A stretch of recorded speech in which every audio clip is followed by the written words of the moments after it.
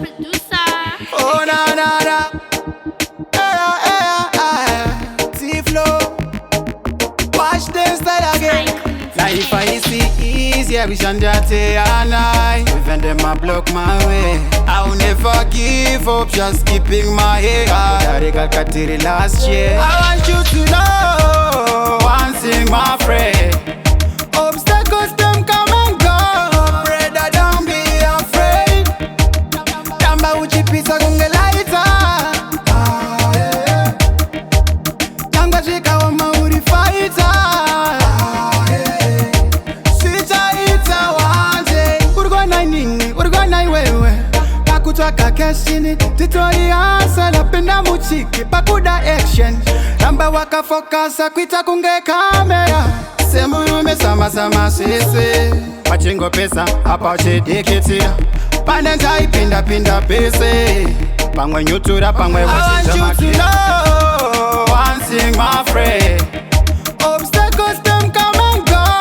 Brother, don't be afraid. Tamba uchipisa gunge laita. Yanga chika wa mauri fighter.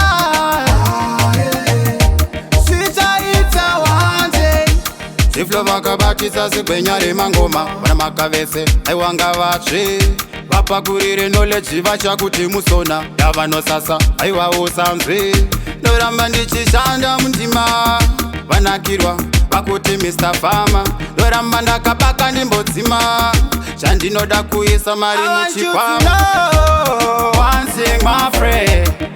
Obstacles them come and go. Brother, don't be afraid. Tamba uchipisa gunge laita. Yanga chika wa mauri fighter.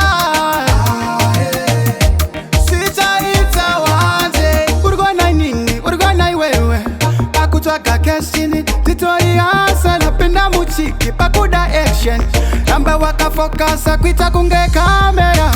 Semulume sama sese Pachingo pesa hapa uchidikitira Pande njai pinda pese Pangwe nyutura pangwe wachinja makira I want you to know one thing, my friend. Obstacles them come and go. Brother, don't be afraid. Tamba uchipisa gunge laita. Yanga chika wa mauri fighter.